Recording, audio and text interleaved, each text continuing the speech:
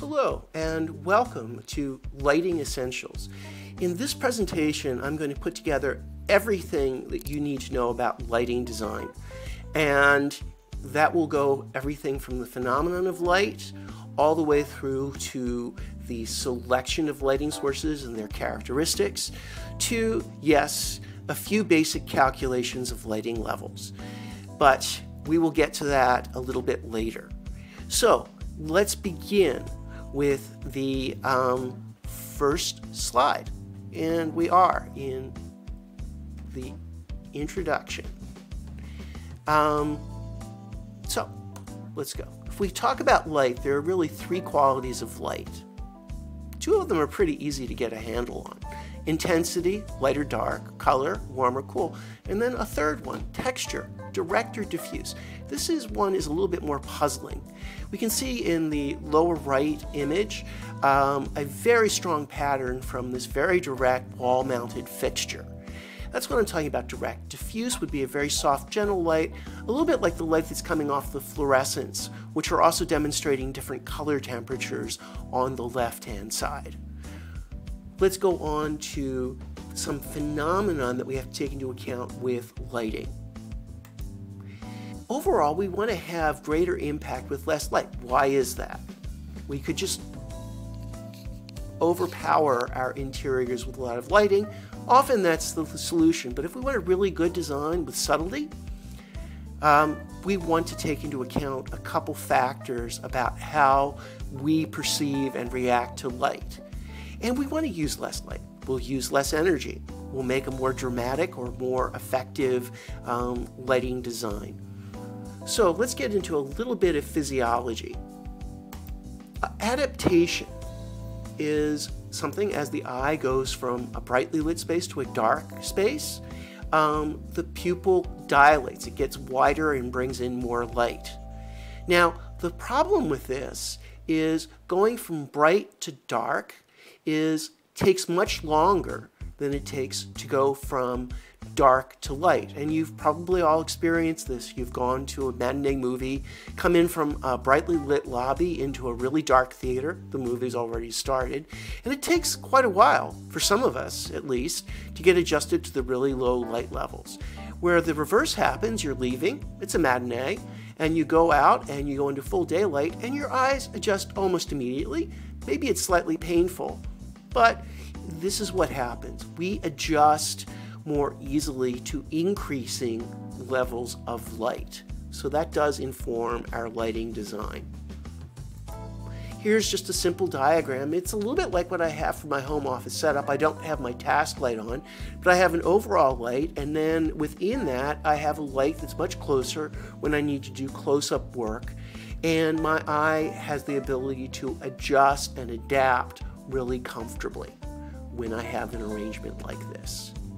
Okay, next, brightness. Overall brightness.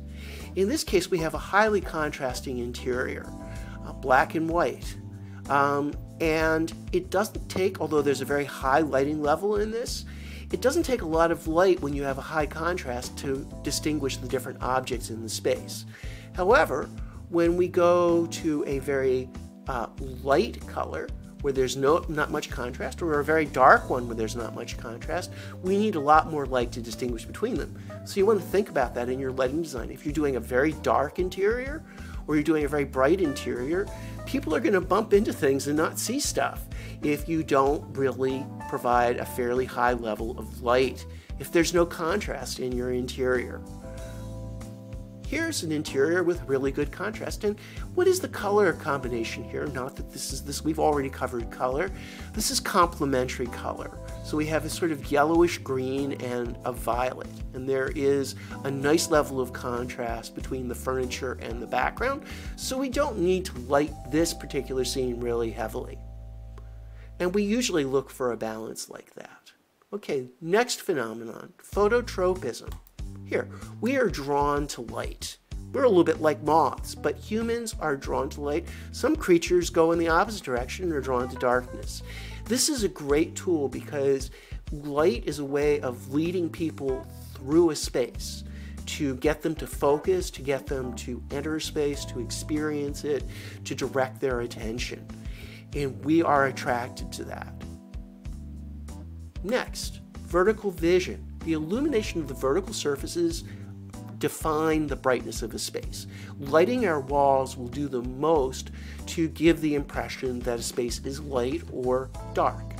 It's because our eyes are on either side of our face.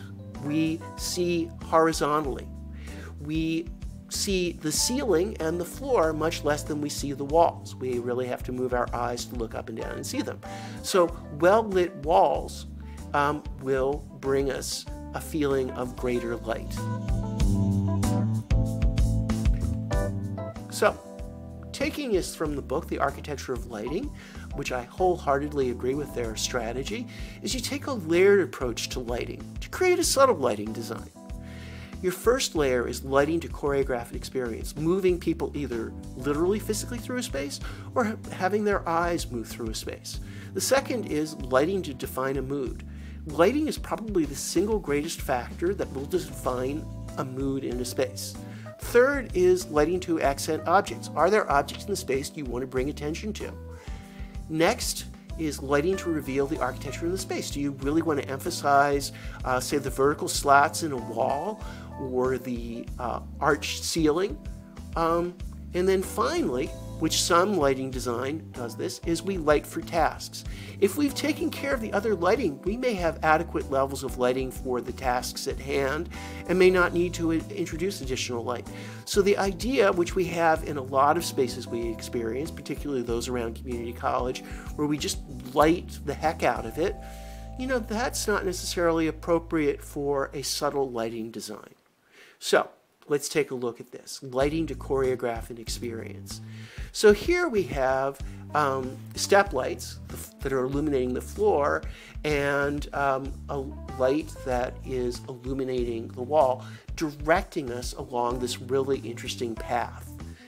So this is a very good example of what we want to do when we want to move people through a space. So the next thing is, so we're choreographing the experience, is setting mood. And yes, we want a soothing and maybe even romantic atmosphere for a bedroom. So again, we do soft, warm lights, not very bright, and that defines a particular ambience. If we want a mood where we want people to hurry up and get the heck out of there, think of visiting a Dunkin' Donuts, which is the most brightly lit space I've typically encountered, and it's basically move along really fast. The opposite of stopping, resting, and relaxing. Lighting objects. Now, you may or may not have objects in your space. This is a good example of lighting really interesting objects within a space, and that can be really important. Next, particularly as an architect, I really want to emphasize the importance of lighting to reveal architecture or space. In this case, we have these horizontal fluorescent lights that are emphasizing the slats in the wood walls in this interior and help reinforce the horizontality of this particular composition. So as an architect, I really like to do that. And here, we can do other things with lighting. We can defy expectations. Actually, I've been in a hotel bedroom like this, and it's really quite wonderful to have the lights coming from under the bed and under the furniture. You can sleep, and yet, when you have to get up and walk around the room with the lights very dim, you can find your way and you don't bump into furniture. So not only does it give a floating kind of quality to the objects in the space, but it actually works really well. Here we have a high-end restaurant where we have lighting overall, very moody, but then we have a nice light level at the table itself. We're really creating pools of light at the individual tables within this restaurant. So let's get into the phenomenon of light itself. So visible light is part of the electromagnetic spectrum. It runs from 380 to 740 nanometers. The lower, longer wavelengths, rather. A nanometer is a very small thing, a billionth of a meter. Red has the longest wavelength, and violet has the shortest wavelength. Beyond red, we can't see it, is infrared, and beyond violet is ultraviolet. A lot of insects can see ultraviolet. We can't. So if you run light through a prism, which is a medium that slows down and splits the light, you get the spectrum. And you can see here it is with the ultraviolet and infrared in either end beyond the visible spectrum. And then we go into, as the waves get longer in wavelength, we get microwaves, TV, and radio. We go in the opposite direction between ultraviolet light, we get X-rays and gamma rays. One of the problems, this is why we put on suntan lotion or sunblock, is that we have a need to block light. When it gets to be high wavelengths, it has a very dangerous aspect. So ultraviolet light, X-rays, and gamma rays are all potentially very damaging to one's health. Okay, next. Basic lighting terminology. This is the one that gets confusing because the words sound so similar. And I have to refer back to this a lot just to keep track of these things. Basic lighting terminology, because illuminance and luminance sound really similar. So illuminance is the quantity of light on a surface. Exitance, which we don't use very much, is the quantity of light leaving a surface overall. Luminance is light leaving an object from a particular viewpoint. And this is the one we're most interested in figuring out. Here's a diagram. The light source, the light hitting it, and then where the viewer is, that is luminance, from looking at something from a particular angle. Okay, the next phenomenon we look at is accommodation.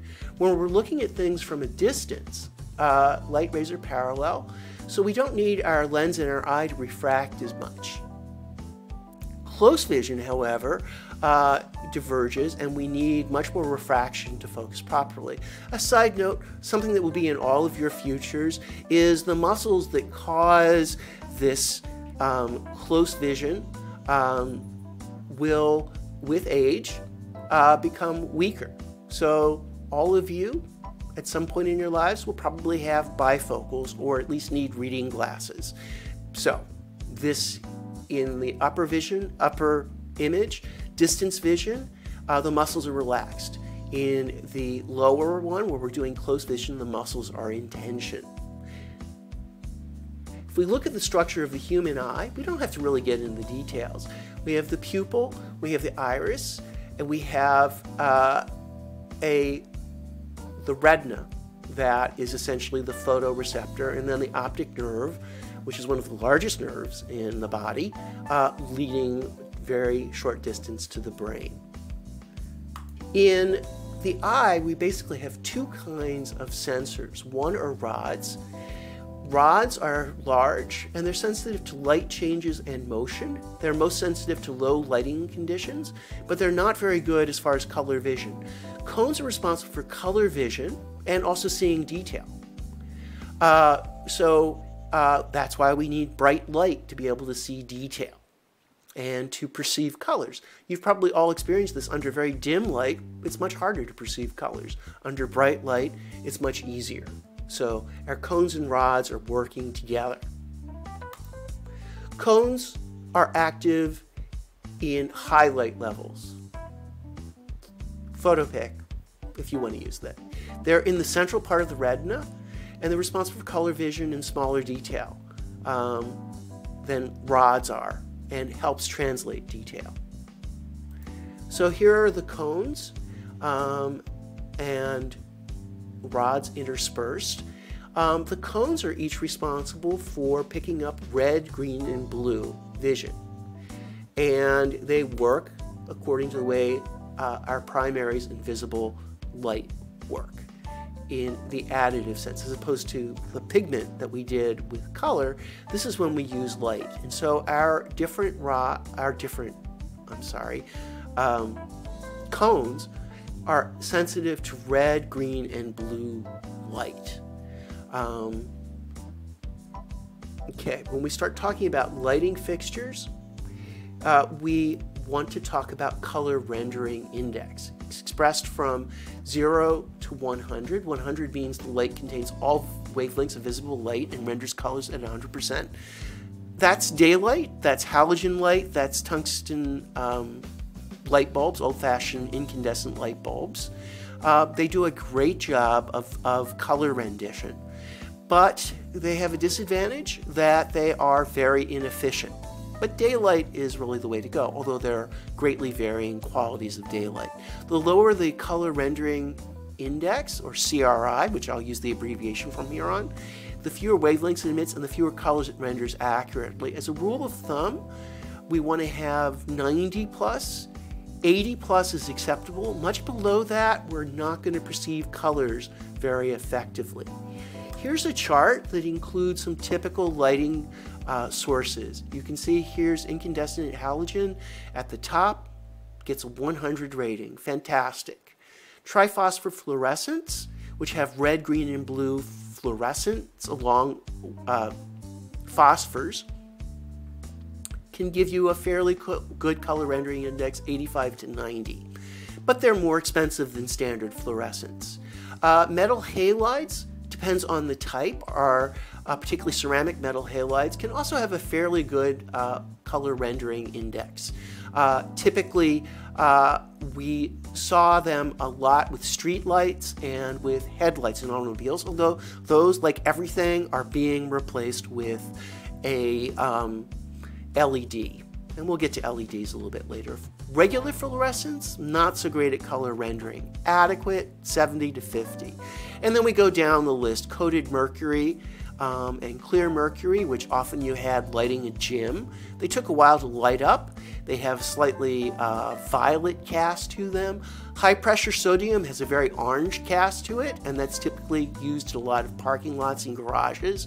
Low pressure sodium is very orange, and you really can only make out red, orange, and yellow under low pressure sodium, and even that not very well.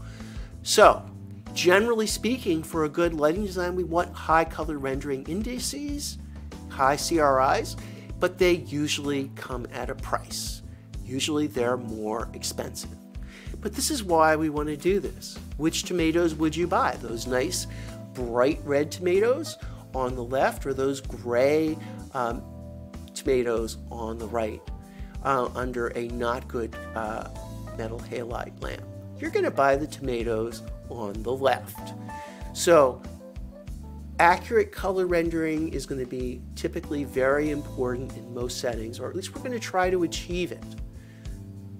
Color temperature is the other aspect of lights and lamps, and we express this in kelvins. A Kelvin is a unit of heat, of energy. Starts at absolute zero. It's a black body that warms up.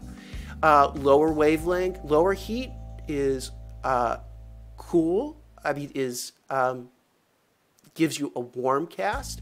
Around 3000 K is neutral, and much above that, up to 4100 K and beyond, is perceptibly cool. It doesn't have anything to do with the operating temperature of the light. So here are some light sources in the world and their color temperature. Keep in mind, color rendering index and color temperature can be independent and typically are independent from each other.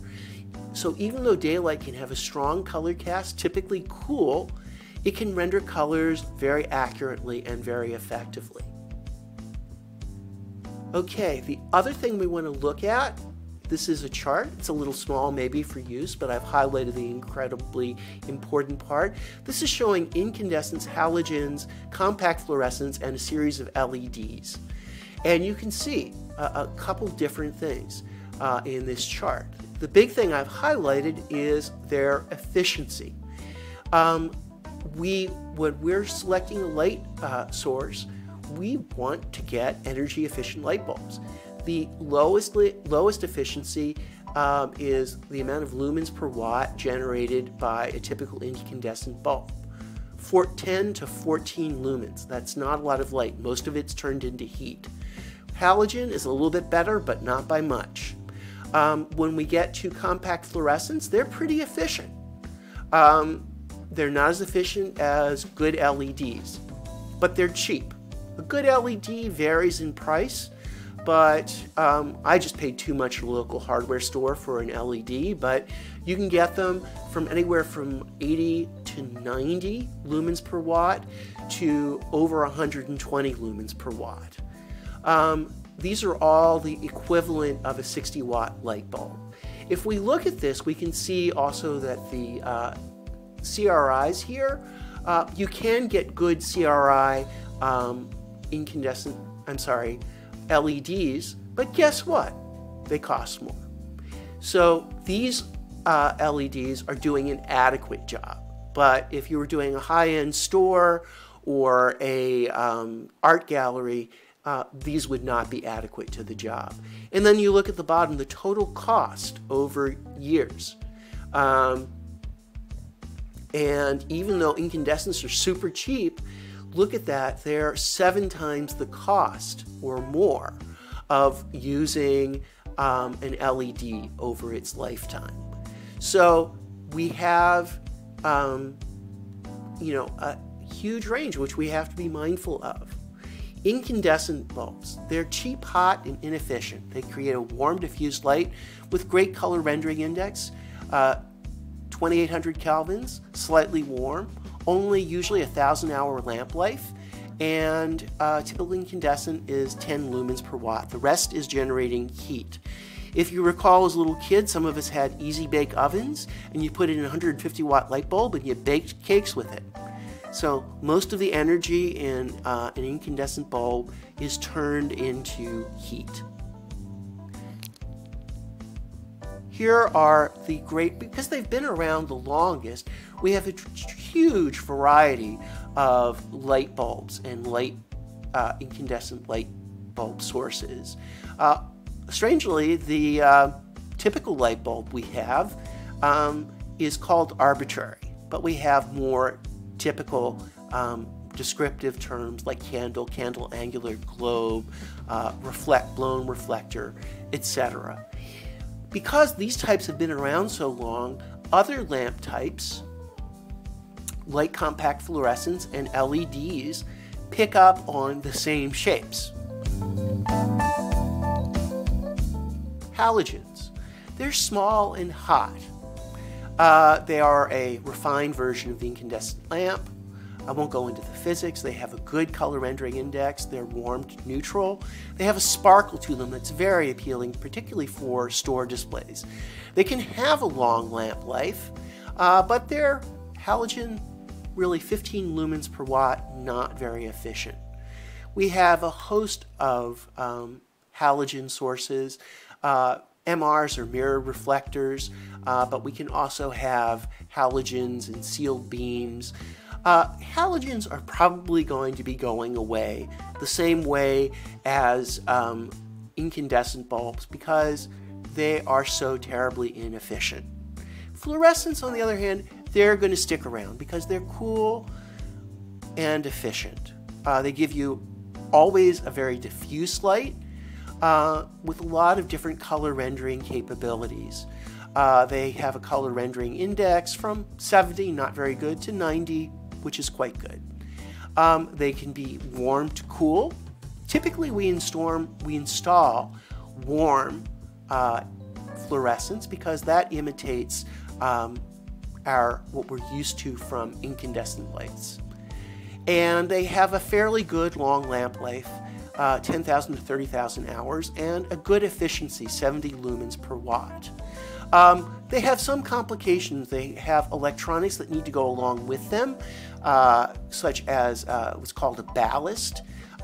They also have a disadvantage in that it's difficult but not impossible to dim them, where it's very easy with incandescents and halogens and fairly easy with most LEDs.